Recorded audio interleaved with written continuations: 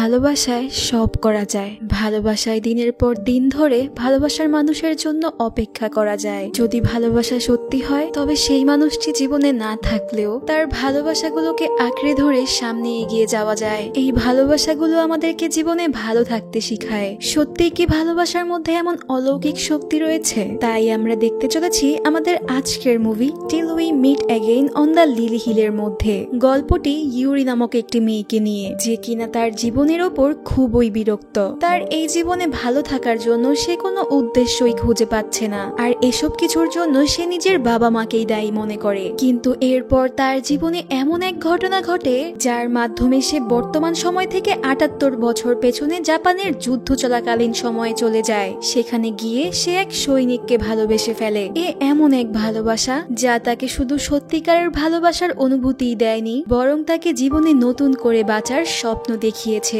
Japanese মুভির লাভ স্টোরিগুলো কতটা হৃদয়স্পর্শী হয় তা তো আমরা সকলেই জানি, আর এই গল্পটিও তার ব্যতিক্রম কিছু নয়। গল্পের শেষটা তোমাদেরকে কাঁদাতে বাধ্য করবে। তাহলে চলো ঘুরে আসা যাক এক হৃদয়স্পর্শী ভালোবাসার গল্প থেকে। তো হ্যালো এভরিওয়ান, আমি কানিজ শিমু আছি তোমাদের সাথে। তোমরা দেখছো ফিল্ম প্যারাডাইস বিডি। গল্পের শুরুতেই আমরা হাই স্কুলে পড়ুয়া ইউরিকে দেখতে পাই, যাকে তার স্কুল টিচার বুঝাচ্ছিল সে যেন স্কুল শেষ করে কোনো ভালো কলেজে অ্যাডমিশন নেয়, কেননা সে অনেক মেধাবী ছিল। কিন্তু টিচারের কথা শুনে ইউরি কিছুই বলে না, কারণ সে অনেক দরিদ্র একটি মেয়ে। পরিবার বলতে তার একমাত্র মাই আছে, যে কিনা একটি সুপার শপে কাজ করে। মায়ের উপার্জিত টাকা দিয়ে যেখানে দুবেলা দুমুঠো খাওয়াই কষ্ট হয়ে গেছে, সেখানে কোনো ভালো কলেজে অ্যাডমিশন নেওয়া তো অনেক বড় বিষয় ছিল। তাই সে ঠিক করেছে পড়াশোনা ছেড়ে দিয়ে কোনো কাজে যোগদান করবে। তবে ইউরি তার জীবনের এমন পরিস্থিতি নিয়ে বেশ হতাশ হয়ে আছে, এবং তার কারণ হলো তাদের দারিদ্রতা, যার জন্য সে না পারছে তার পছন্দ মতো কোনো কলেজে অ্যাডমিশন নিতে, আর নাই নিজের ইচ্ছে মতো জীবনে কিছু একটা করতে। সবকিছুতে চরম ফ্রাস্ট্রেট হয়ে সে তার ক্লাসমেটদের পাশাপাশি তার মায়ের সাথেও বেশ খারাপ আচরণ করত। সেদিন স্কুল থেকে বাসায় ফেরার সময় ইউরি দেখে কিছু বাচ্চাদের একটি পাহাড়ের পরিত্যক্ত গুহার মধ্যে খেলতে যেতে।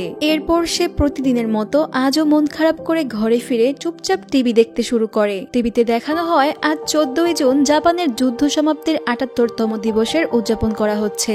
যুদ্ধে প্রাণ হারানো মানুষদেরকে দেখে ইউরির নিজের বাবার কথা মনে পড়ে যায়। ততক্ষণে তার মাও কাজ শেষ করে বাসায় ফিরে আসে। নিজের মেয়েকে এমন হতাশ হয়ে পড়ে থাকতে দেখে তিনি তার মন ভালো করার চেষ্টা করেন। তিনি বলেন, তোমার ক্লাস টিচার আমার কাছে তোমাকে নিয়ে অনেক প্রশংসা করে, অথচ আমি টাকার অভাবে তোমাকে কোনো ভালো কলেজে ভর্তি করাতে পারছি না। তার জন্য আমি সত্যিই খুব দুঃখিত। তবে আমি চাই তুমি কোনো লোকাল কলেজে ভর্তি হয়ে তোমার গ্রাজুয়েশনটা কমপ্লিট করো। কিন্তু ইউরি কোনো লোকাল কলেজে পড়াশোনা করতে চায় না। তাছাড়া ওই সকল লোকাল কলেজে পড়তেও যে পরিমাণ টাকার প্রয়োজন হবে, সেই টাকাটাও তাদের মা মেয়ে কারো কাছেই নেই। তাই সে মাকে বলে, আমি এখন আর পড়াশোনা করতে চাই না, আমিও এখন থেকে কাজ শুরু করতে চাই। এই কথা শুনে তার মায়ের বেশ খারাপ লাগে। তিনি ইউরিকে বলেন, তোমার বাবার মৃত্যুর সময় আমি তাকে প্রমিস করেছিলাম যে করেই হোক না কেন আমি তোমাকে পড়াশোনা করিয়ে মানুষের মতো মানুষ গড়ে তুলবো। জানো, তোমার বাবা বলতো তুমি নাকি তার মতোই স্মার্ট হয়েছো, তাই সে তোমার উজ্জ্বল ভবিষ্যৎ দেখতে চাইতো। এসব কথা শুনে ইউরি বলে, তাই তো সে একটি ডুবে যাওয়া বাচ্চাকে বাঁচাতে গিয়ে নিজের জীবনকেই স্যাক্রিফাইস করে দিল, আর এসব করে সে সকলের কাছেই হিরো হয়ে গেল। অথচ তাকে ছাড়া যে তার স্ত্রী আর সন্তানের কি হবে তা একটি বারের জন্য চিন্তা করলো না। আজ তার জন্য আমাদের একটি কাপড় কেনার মতো সামর্থ্যই নেই, আর কলেজে পড়ার কথা না হয় নাই বললাম। মূলত ইউরি মনে করে আজ তাদের এই দুরবস্থার জন্য একমাত্র তার বাবাই দায়ী। রাগের চোটে ইউরি তার বাবাকে নিয়ে আরো উল্টো পাল্টা কথা বলতে থাকে, আর এসব সহ্য করতে না পেরে মা তার গালে জোরে একটি চড় বসিয়ে দেয়। এতে প্রচন্ড কষ্ট পেয়ে ভারী বর্ষণের মধ্যেই ইউরি বাসা থেকে বের হয়ে চলে আসে। হাঁটতে হাঁটতে সে ওই পাহাড়টির গুহার মধ্যেই চলে আসে যেখানে সে আজ বাচ্চাদেরকে খেলতে দেখেছিল। মনের কষ্টে সে আর বাসায় ফিরে না গিয়ে এই গুহার মধ্যেই ঘুমিয়ে পড়ে। কিন্তু সকালে ঘুম থেকে উঠে বাইরে বের হয়ে দেখে সে কোন একটি অজানা গ্রামের মধ্যে চলে এসেছে। রাতে সে যেই শহরের রাস্তা ধরে এই গুহার মধ্যে এসেছিল, না জানি কি করে সেই শহরটি একটি সবুজ শ্যামল গ্রামে পরিণত হয়ে গেছে। সারা রাত অমন বৃষ্টিতে ভিজে সেই ভেজা কাপড় পরেই ঘুমিয়ে থাকার জন্য তার শরীরে প্রচন্ড জ্বর চলে আসে। এর মধ্যে পেটে প্রচুর ক্ষুধা নিয়ে সে পুরো গ্রামের অলিগলিতে ঘুরতে থাকে। হাঁটতে হাঁটতে বেচারি ক্লান্ত হয়ে কোনো একটি জায়গায় বসে পড়ে, আর তখনই একজন সৈনিক এসে ইউরিকে সাহায্য করে। প্রথমে সে তার শরীরের তাপমাত্রা কমাতে তাকে জলপট্টি দেয়, এরপর সে তাকে পানি খেতে দেয়। তবে ইউরি এখন নিজের পায়ে দাঁড়াতেও পারছিল না, তাই সেই সৈনিকটি ইউরিকে টিসুরু নামক একটি মহিলার রেস্টুরেন্টে নিয়ে যায়। ইউরিকে সাহায্যকারী এই নেকদিল মানুষটির নাম সাকুমা। এখানে আমরা জানতে পারি সাকুমা জাপানের বেশ সম্মানিত একজন সৈনিক। যাই হোক, আন্টি টিসুরু ইউরিকে কিছু খেতে দেওয়ার পর তার নাম জিজ্ঞাসা করে। তবে তখনই ইউরির নজর পাশে থাকা একটি খবরের কাগজের উপর পড়ে, যেখানে খবরের কাগজের তারিখ 2023 সাল না হয়ে 1945 সাল ছিল। প্রথমে তো ইউরি ভেবেছিল তারা কোনো পুরনো পত্রিকার কাগজ এখানে রেখে দিয়েছে, কিন্তু যখন সে আন্টি টিসুরুর কাছে জানতে পারে যে এটা আজকের পত্রিকা, তখন সে যেন তার পায়ের নিচের মাটি হারিয়ে ফেলে। সে দৌড়ে বাইরে বের হয়ে আশেপাশের পরিবেশকে ভালো করে অবজার্ভ করে দেখে সে তো সত্যি সত্যি 2023 সাল থেকে 1945 সালে চলে এসেছে। তাই সে কোনো দিকে না তাকিয়ে আবারও সেই গুহার দিকে ছুটে যায় যেখানে সে গতকাল রাতে ঘুমিয়েছিল। সেখানে গিয়ে সে গুহার দেয়ালগুলোকে জোরে জোরে ধাক্কা দিতে থাকে, কিন্তু তাতে কোনো লাভই হয় না। অবশেষে আর কোনো উপায় না পেয়ে সে আবারও আন্টি টিসুরুর কাছে ফিরে আসে। তো ইউরির এমন অবস্থা দেখে আন্টি টিসুরু তাকে পরার জন্য নতুন কিছু কাপড় দেয়, সাথে সে ইউরিকে তার রেস্টুরেন্টে একটি কাজের ব্যবস্থাও করে দেয়, যাতে করে ইউরি এখানে থেকেই তাকে হাতে হাতে সাহায্য করে দিতে পারে। সেদিন রাতে আন্টি টিসুরু তাকে একটি চকলেটের প্যাকেট দিয়ে বলে, তুমি আসলেই অনেক ভাগ্যবতী, এই চকলেটগুলো শুধুমাত্র কিছু স্পেশাল আর্মিদেরকেই দেওয়া হয়। এরপর ইউরি সেখান থেকে একটি চকলেট খেয়ে দেখে চকলেটগুলো আসলেই অনেক সুস্বাদু। পরদিন সকালে টিসুরু আন্টি তাকে ঘুম থেকে জাগাতে থাকলে ইউরি ভাবে তার মা তাকে স্কুলে যাওয়ার জন্য ডাকছে, কিন্তু পরক্ষণেই সে বুঝতে পারে সে তো নিজের মায়ের থেকে অনেক দূরে আছে, এতটাই দূরে যে এখান থেকে ফিরে যাওয়ার রাস্তা না সে কোনো গুগল ম্যাপে পাবে আর নাই কোনো স্যাটেলাইটে। তাই বেচারি চুপচাপ উঠে রেস্টুরেন্টের কাজে লেগে পড়ে। এই রেস্টুরেন্টে শুধুমাত্র আর্মিরাই খেতে আসতো, যাদেরকে আন্টি টিসুরু অনেক আদর করে খাবার খাওয়াতো। যদিও যুদ্ধের কারণে সেই আর্মিদেরকে খাওয়ানোর জন্য তার কাছে তেমন ভালো খাবার নেই, কিন্তু তার কাছে যাই আছে তা দিয়ে সে যথাসাধ্য চেষ্টা করে দেশের জন্য যুদ্ধে অংশগ্রহণ করা সৈনিকদেরকে পেট ভরে খাওয়াতে। তো ইউরি রেস্টুরেন্টে সারাদিন মন দিয়ে কাজকর্ম করে, এতে টিসুরু আন্টি তার অনেক প্রশংসা করে এবং তাকে খাবারও খেতে দেয়। মূলত সেই যুদ্ধের সময় মানুষদের একবেলা খাবার খেতে পারাটাই অনেক বড় বিষয় ছিল। এরই মধ্যে সেখানে চিউচেন নামের একটি মেয়ে আসে, যে কিনা রেস্টুরেন্টের জন্য মাঝে মধ্যেই অনেক শাকসবজি আর মাছ মাংস নিয়ে আসতো।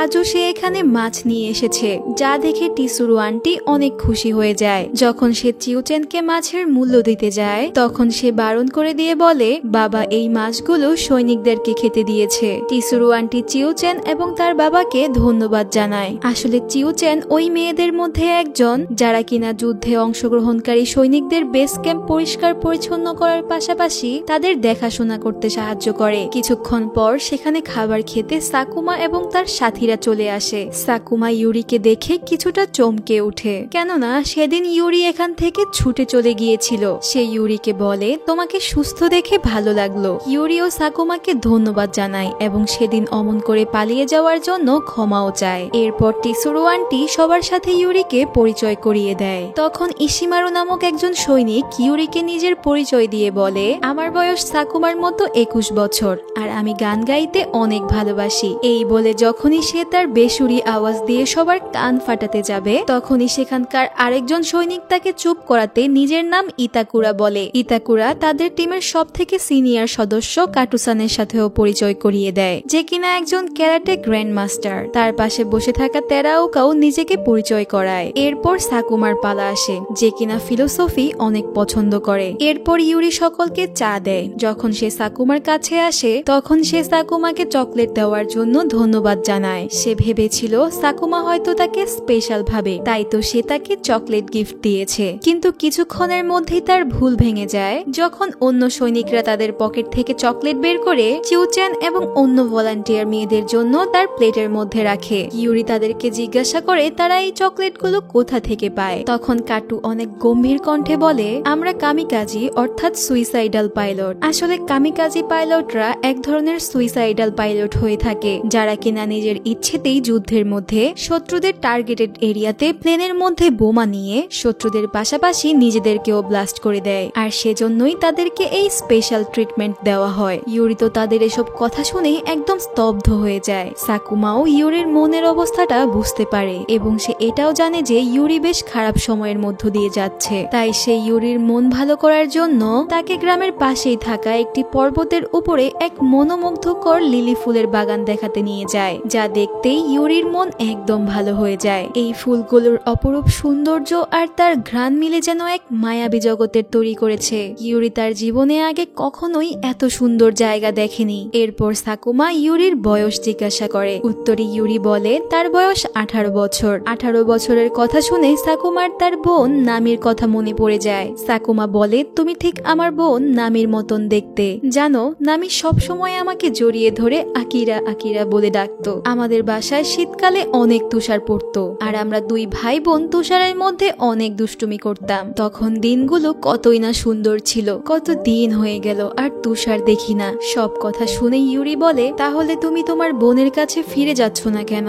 উত্তরে আকিরা বলে, আমার বোন তো আমার সামনেই দাঁড়িয়ে আছে। আসলে আকিরার বোন নামি যুদ্ধে অনেক আগেই মারা গিয়েছে। এরপর সাকুমা ইউরিকে বলে, তুমি কি আমায় আকিরা বলে ডাকতে পারবে? তখন ইউরি তাকে আকিরা বলে ডাকে। আকিরা বলে, অনেক ধন্যবাদ। এরপর সে আরো বলে, আমি কি তোমায় ইউরি বলে ডাকতে পারি? ইউরি বলে, হ্যাঁ নিশ্চয়ই। এক পর্যায়ে ইউরি আকিরাকে জিজ্ঞাসা করে, আচ্ছা তুমিও কি সেই সুইসাইডাল ফোর্সের সদস্য? তোমরা এমন কাজ কেন করছো? যুদ্ধে কখনোই কারো ভালো হয়নি, উল্টো লক্ষ লক্ষ মানুষ নিজেদের আপনজনকে হারাচ্ছে। তোমরা কি নিজেদের জীবন দিয়ে সত্যিই শত্রুদের জাহাজ ধ্বংস করতে পারবে? যদি তোমরা এটা ভেবে থাকো তাহলে এটা নিতান্তই একটা বোকার মতো কাজ। মূলত ইউরি তো আগে থেকেই জানতো যে জাপান আমেরিকার কাছে হেরে যাবে, কেননা সে তো ফিউচার থেকে এসেছে।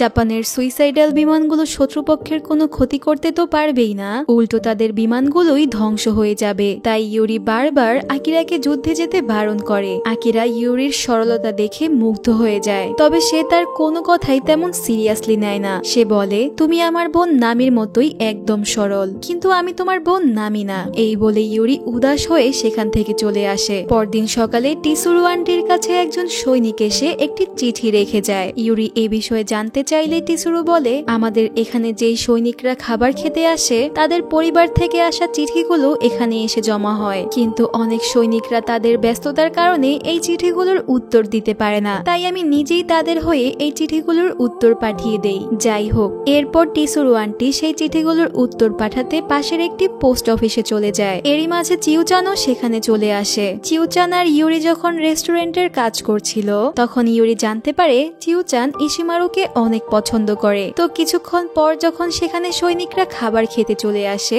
তখন ইউরি ইশিমারুকে দেখে তাকে সরাসরি বলে, চিউচান আপনাকে কত ভালোবাসে, আপনি তাকে বিয়ে করে নিচ্ছেন না কেন? উত্তরে ইশিমারু বলে, হ্যাঁ অবশ্যই করব, তবে তার জন্য আমাকে দ্বিতীয় জন্ম নিতে হবে। এই কথা শুনে সেখানে থাকা সবাই হাসতে শুরু করে। এরই মধ্যে সেখানে টিসুরু আন্টিও ফিরে আসে। তখন আন্টি সৈনিকদেরকে কিছুটা মন খারাপ করেই বলেন, আমায় ক্ষমা করো, আজকে তোমাদের জন্য তেমন ভালো কিছু রান্না করতে পারিনি। আসলে গ্রামের সাথে সাথে আন্টির রেস্টুরেন্টের অবস্থাও বেশ খারাপ চলছে, কিন্তু তারপরও সে সকল সৈনিককে তার দরজা থেকে কখনোই খালি পেটে ফিরাতে চান না, কেননা এই সৈনিকরা যে কোনো সময় নিজের দেশের জন্য প্রাণ দিয়ে দিবে। তাছাড়া টিসুরু আন্টি এটাও জানতেন যে এই সৈনিকরা হয়তোবা তার কাছে আর অল্প কিছুদিনই খেতে আসবে, এরপর তাদের নসিবে খাবার থাকবে কিনা তাও তিনি জানেন না। আর তাই তো তিনি তাদের সেবা করার কোনো সুযোগই হাতছাড়া করতে চান না। তবে এই বিষয়গুলো বুঝতে পেরে ইউরির আবারও মন খারাপ হয়ে যায়, কেননা এই কদিনের মধ্যে সে আকিরাকে অনেক ভালোবেসে ফেলেছে।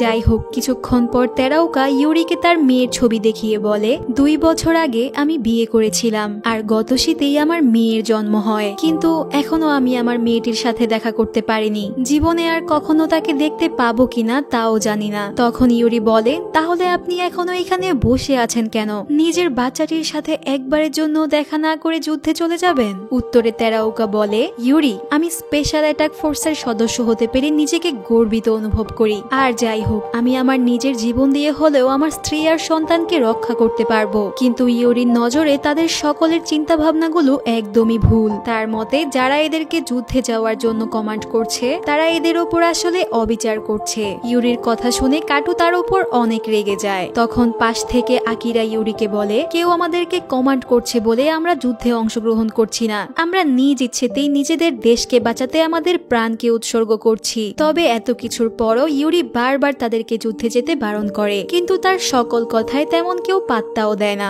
এরপর টিসুরু আন্টি ইউরিকে নিয়ে তার মেয়ে আর নাতির সমাধিস্থলে আসে, যাদের কিনা আজকের দিনেই এয়ার স্ট্রাইকের কারণে মৃত্যু হয়েছিল। একজন বৃদ্ধ মাকে তার মৃত সন্তানের জন্য এভাবে কষ্ট পেতে দেখে ইউরির নিজের মায়ের কথা মনে পড়ে যায়। সে এটা ভেবে কাঁদতে থাকে যে সে তো তার মাকে কত অপমান করেছে, কত কষ্ট দিয়েছে, আজ তার মাও হয়তো তার জন্য এভাবেই কষ্ট পাচ্ছে। সেখান থেকে ফেরার সময় ইউরির নজর একটি বাচ্চার দিকে যায়। ইউরি বাচ্চাটিকে দেখেই বুঝতে পারে যে সে অনেক বেশি ক্ষুধার্ত, তাই সে আগে তাকে কিছু খেতে দেয়। এরপর সে বাচ্চাটিকে তার বাবা মায়ের কথা জিজ্ঞাসা করলে বাচ্চাটি বলে, আমার বাবা তো আগেই যুদ্ধে শহীদ হয়ে গেছে, আর মাও যুদ্ধ বিমানের বোমা বর্ষণে আগুনে পুড়ে মারা গেছে। সে সময় আমি আমার মায়ের শরীর থেকে আগুন নিভানোর অনেক চেষ্টা করেছি, কিন্তু পারিনি। আমি নিজের চোখের সামনেই আমার মাকে জ্বলে পুড়ে মরতে দেখেছি। বাচ্চাটির এত কষ্ট দেখে ইউরি তাকে জড়িয়ে ধরে সান্ত্বনা দিয়ে বলে, তুমি চিন্তা করো না, কিছুদিনের মধ্যেই এই সবকিছু ঠিক হয়ে যাবে।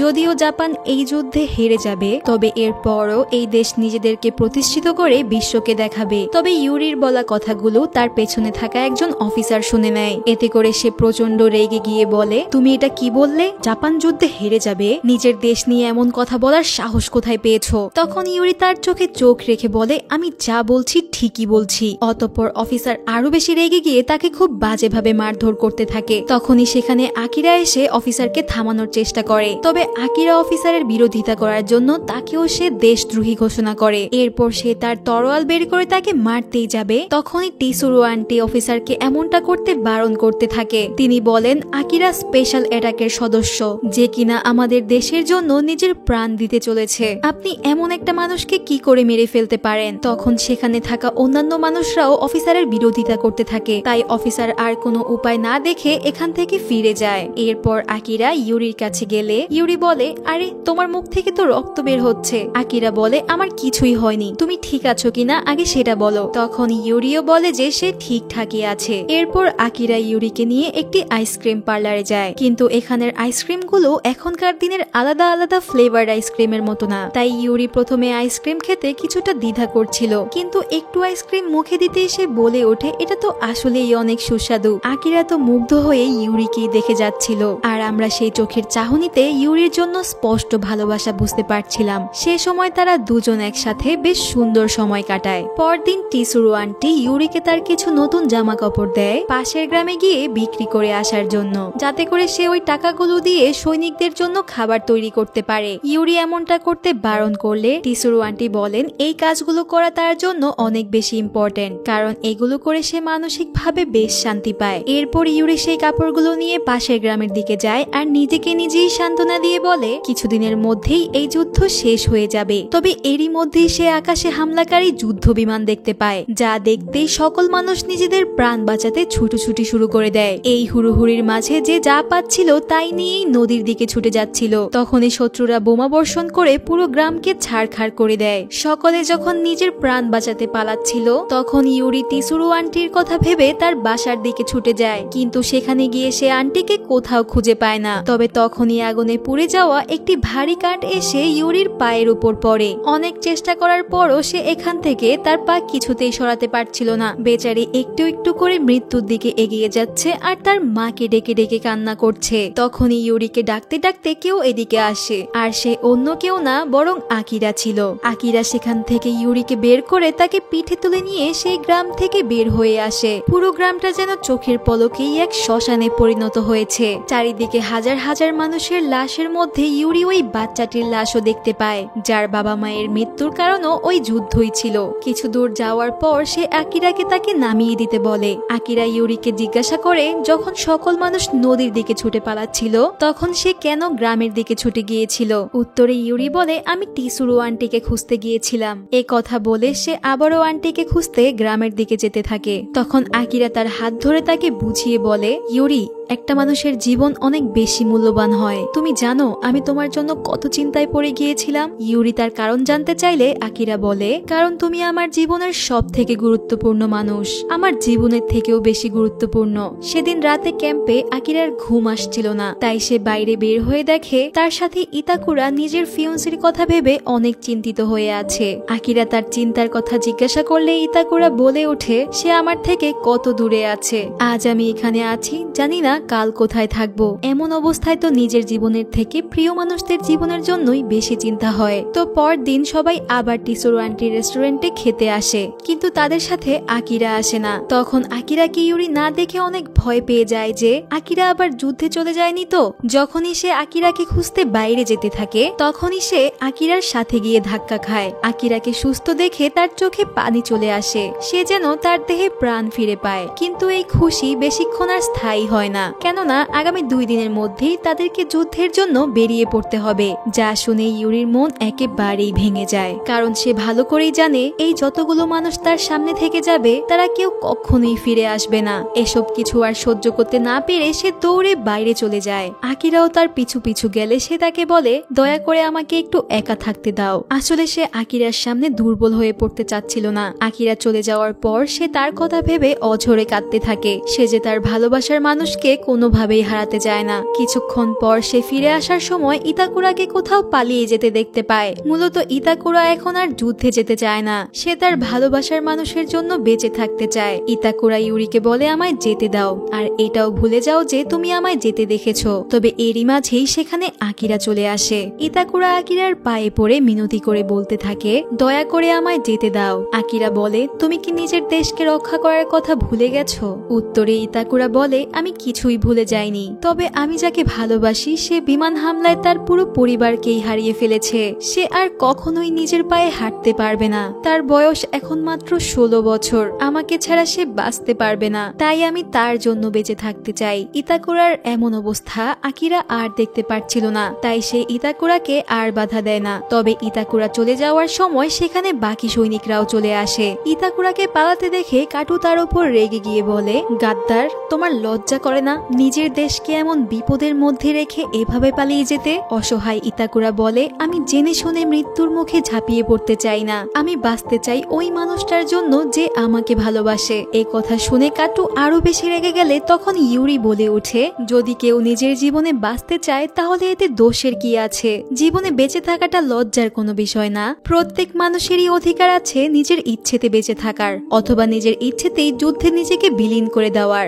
ইতাকুরা বাঁচতে চায়, তার ভালোবাসার মানুষের সাথে এই সুন্দর পৃথিবীটা দেখতে চায়। তাহলে এটা কোন দিক থেকে খারাপ হতে পারে বলতে পারো? ইউরির কথা শুনে সবাই একদমই চুপ হয়ে যায়। এরপর আকিরা বলে, যাও ইতাকুরা, তুমি যাও বন্ধু, তুমি তোমার জীবনে ভালো থেকো। তুমি বেঁচে থাকলে তোমার মধ্যে আমরা সবাই বেঁচে থাকবো। এরপর সবাই খুশি হয়ে ইতাকুরাকে বিদায় দেয়। তো সকলে চলে যাওয়ার সময় ইউরি আকিরাকে বলে, আকিরা, আমি তোমার সাথে কিছু কথা বলতে চাই। অতঃপর ইউরি আর আকিরা আবারও সেই লিলি ফুলের বাগানে চলে যায়। আকিরার জন্য এই জায়গাটা অনেক স্পেশাল। এই ফুলের সুগন্ধে আকিরা তার জীবনের সব দুঃখ ভুলে যায়। তাই আকিরা ফুলের ঘ্রাণ নিতে থাকে। আকিরাকে এমন করতে দেখে ইউরি বলে, তোমাকে তো শারীরিক শিক্ষার শিক্ষকের মতো লাগছে। তখন আকিরা বলে, আমি তো একজন শিক্ষকই হতে চাই। একজন শিক্ষক হয়ে আমি শিশুদেরকে সঠিক শিক্ষা দিতে চাই। আমি নিজে যুদ্ধের সময় জন্ম নিয়েছি। জীবনে বেঁচে থাকাটা যে কতটা কষ্টের তা আমি খুব ভালো করে বুঝতে পেরেছি। তবে আমি চাই না ভবিষ্যতে জন্ম নেওয়া শিশুরা আমার মতো করে কষ্ট পাক। আমার স্বপ্ন সেসব শিশুরা এমন একটা জীবন পাবে যেখানে কোনো রক্তপাত, কোনো বর্বরতা, কোনো যুদ্ধ থাকবে না। ইউরি আকিরার ভেতরে জমে থাকা কষ্টগুলোকে খুব ভালোভাবে অনুভব করতে পারছিল। তাই ইউরি আবারও আকিরাকে বলে, তুমি এখান থেকে পালিয়ে যাও। তুমি আবার নতুন করে তোমার জীবনটাকে শুরু করো, আর সেখানে তুমি তোমার স্বপ্নগুলোকে পূরণ করার চেষ্টা করো। প্লিজ আকিরা, তুমি আমার কথাটা বিশ্বাস করো। তোমাদের জীবনের এই বলিদান কোনো কাজেই দিবে না। জাপান এই যুদ্ধে হেরে যাবে, আর এটাই সত্যি। উত্তরে আকিরা বলে, আমি তো ভীতু না যে শেষ সময়ে এসে এভাবে পালিয়ে যাব। আমরাই যদি নিজের দেশকে এভাবে হেরে যেতে দেই তাহলে শত্রুরা আমাদেরকে বন্দি বানিয়ে নেবে, আর না জানি তারা এ দেশের মেয়ে আর শিশুদের সাথে কি করবে। দেশের এমন ক্রান্তি লগ্নে যদি আমরাই পালিয়ে যাই তাহলে পুরো দেশ কার মুখের দিকে তাকিয়ে থাকবে? ইউরির হাজার বোঝানোর পরও তাতে কোনো লাভই হয় না। আকিরা অলরেডি তার সিদ্ধান্ত নিয়ে নিয়েছে, সেটা সে কোনোভাবেই আর পরিবর্তন করবে না। আকিরা ইউরিকে বলে, আমায় মাফ করে দিও ইউরি, আমি তোমার জন্য কিছুই করতে পারলাম না। এরপর যুদ্ধে যাওয়ার আগে সব সৈনিকরা শেষবারের মতো টিসুরু আন্টির রেস্টুরেন্টে খেতে আসে। সবাই সবাই খাবার শেষ করার পর তারা একে অপরকে ওয়াদা করে কাল তারা শত্রুদের ঘাঁটিতে ঢুকেই তাদেরকে বিনাশ করবে আর জাপানকে তাদের হাত থেকে মুক্ত করবে। কিন্তু পাশে দাঁড়িয়ে থাকা ইউরি খুব ভালোভাবেই জানতো যে আগামী দিনটা কতটা ভয়ানক হতে যাচ্ছে।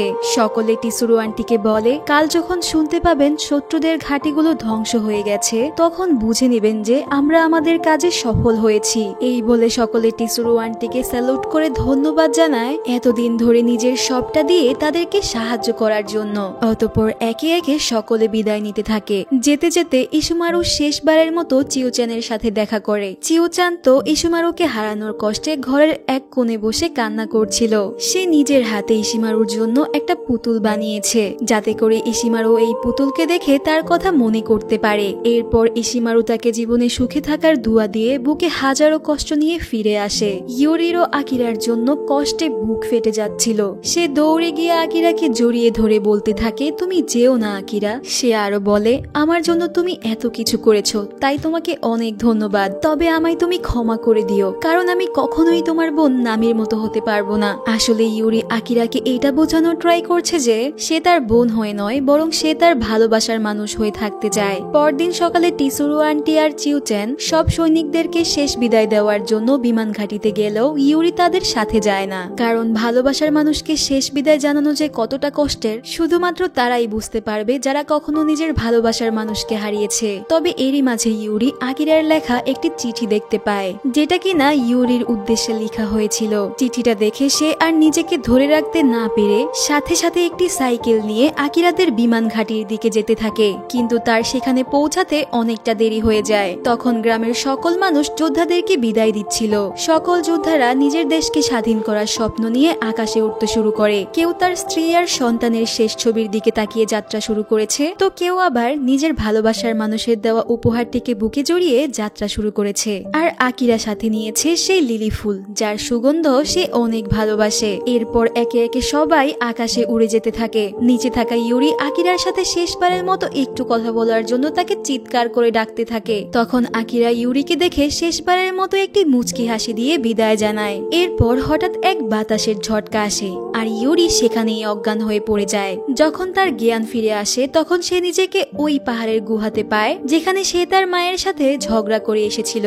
সেখান থেকে ইউরি বের হয়ে দেখে সামনে আর কোনোই লিলি ফুলের বাগান নেই, শুধু আছে বড় বড় কিছু দালান কোঠা। তার মানে সে বর্তমান সময়ে আবার ফিরে এসেছে। সে ভাবে এটা হয়তো কোনো স্বপ্ন ছিল, তবে এই স্বপ্ন তাকে জীবনে নতুন করে বাঁচতে শিখিয়েছে। এরপর সে ঘরে ফিরে এসে ক্যালেন্ডারের দিকে তাকালে বুঝতে পারে যে সে তো গুহাতে মাত্র 12 ঘন্টা কাটিয়েছিল। এরই মাঝে তার মা সেখানে চলে আসে। সে গতকাল রাত থেকে তার মেয়েকে না জানি কোথায় কোথায় খুঁজেছে। তখন ইউরি তার মায়ের কাছে তার খারাপ আচরণের জন্য ক্ষমা চায়। তখন মা বলে তোমার কোনো দোষ নেই মা, দোষ তো তোমার বাবা করেছে যে কিনা আমাদের এভাবে একা রেখে চলে গেছে। এখন তুমি তোমার জীবনে নিজের ইচ্ছে মতো যা খুশি করতে পারো, যেটা করলে তুমি ভালো থাকতে পারবে তুমি সেটাই করো, আমি শুধু তোমাকে খুশি দেখতে চাই। কিন্তু ইউরি এখনো এটা বুঝতে পারছিল না যে তার সাথে গতকাল রাতে এটা কি হয়ে গেল। সে কি সত্যিই অতীতে টাইম ট্রাভেল করেছিল নাকি এটা শুধুমাত্র একটা স্বপ্ন ছিল? আর যদি স্বপ্নই হয়ে থাকে তাহলে এটা ভেবে তার বুকে এত কষ্ট হচ্ছে কেন? যাই হোক, এরপর ইউরি স্কুলে যায়। তার টিচার ক্লাসে অ্যানাউন্সমেন্ট করে আগামী বুধবার সকল স্টুডেন্টদেরকে সোশ্যাল স্টাডি ট্রিপে নিয়ে যাওয়া হবে। অতঃপর সব স্টুডেন্টদেরকে স্টাডি ট্রিপে একটি মিউজিয়ামে নিয়ে যাওয়া হয়। তো মিউজিয়ামে ঘুরতে ঘুরতে ইউরির নজর একটি ছবির উপর পড়ে। ছবিটি ভালো করে সে দেখতেই বুঝতে পারে যে এটা তো তার আকিরার ছবি। এখানে আকিরার ছবির পাশাপাশি তার বিষয়ে নানান ইনফরমেশন দেওয়া ছিল। এর মধ্যে ওই চিঠিটাও ছিল যেটা আকিরা যুদ্ধে যাওয়ার আগে ইউরির জন্য লিখেছিল। চিঠির মধ্যে আকিরা লিখেছিল, ইউরি, এই চিঠির কথাগুলো হয়তো তোমাকে অনেক কষ্ট দিতে পারে, কিন্তু আমার অনুভূতিগুলোকে আমি সমুদ্রের ঢেউয়ের মতো করে বিলীন করে দিতে পারছি না। আমাকে তুমি ক্ষমা করে দিও, কারণ আমি তোমাকে আমার বোনের মতো বলেছিলাম। এটা বলতে আমি বাধ্য হয়েছিলাম, না হলে আমি কখনোই তোমাকে ছেড়ে যুদ্ধে যেতে পারতাম না। সত্যি বলতে আমি তোমায় ভীষণ ভালোবাসি ইউরি। আমি যদি যুদ্ধবিহীন সময় জন্ম নিতাম তাহলে আমি তোমায় ভালোবেসে সারাটা জীবন তোমার সাথেই কাটিয়ে দিতে পারতাম। তুমি জানো, ওই লিলি ফুলের বাগানে আমি তোমার ঘ্রাণ খুঁজে পাই। সে ফুলগুলোর মতো তুমিও পিওর আর স্ট্রেট ফরওয়ার্ড, আর এটাই তোমাকে সকলের থেকে আলাদা করে। এই জীবনে আমি তোমার পাশে থাকতে পারলাম না, তাই তুমি আমায় ক্ষমা করে দিও। তবে আমি সব সময় চাই তোমার মুখের হাসি সূর্যের আলোর মতো করে জ্বলজ্বল করতে থাকুক। ভালো থেকো ইউরি। চিঠির লেখা লেখাগুলো পড়ে ইউরি আর নিজেকে ধরে রাখতে পারে না। বেচারি কাঁদতে কাঁদতে মাটিতে লুটিয়ে পড়ে। এতক্ষণ পর্যন্ত সে যেটাকে স্বপ্ন মনে করছিল সেটা তো তার জীবনের সব থেকে বড় সত্যি হয়ে দাঁড়িয়েছে। যদিও আকিরা ইউরির জীবনে অল্প কিছু সময়ের জন্য এসেছিল, কিন্তু সেই অল্প সময়ের মধ্যে আকিরা ইউরিকে তার জীবনের হতাশা থেকে বের করে নতুন করে বাঁচতে শিখিয়েছে। তাই তো ইউরি আকিরার স্বপ্ন পূরণ করতে পড়াশোনা ছেড়ে না দিয়ে একজন ভালো টিচার হয়ে ওঠার সিদ্ধান্ত নেয়। এমনকি ইউরির তার বাবা মায়ের প্রতি আর কোনো অভিযোগ নেই। গল্পের শেষে ইউরি আকিরাকে বলে, আকিরা, তুমি কি আমায় শুনতে পাচ্ছ? আমি এখন ওই জাপানে বসবাস করি যে জাপানের স্বপ্ন তুমি দেখেছিলে। আকিরা, আমি তোমাকে আর কখনোই ভুলতে পারবো না। তুমি আমাকে নিয়ে যে সুন্দর স্বপ্ন দেখেছিলে, আমি আমার সারা জীবন ওই স্বপ্নে বাঁচবো। এরই মধ্য দিয়ে এই ভালোবাসায় ভরা গল্পটি এখানেই শেষ হয়। তো গল্পটি তোমাদের কাছে কেমন লেগেছে তা কমেন্ট করে জানিও। আর যদি এতটুকুও ভালো লেগে থাকে তাহলে প্লিজ প্লিজ প্লিজ একটি সাবস্ক্রাইবও করে দিও। তো দেখা হচ্ছে নেক্সট ভিডিওতে। Thanks for watching.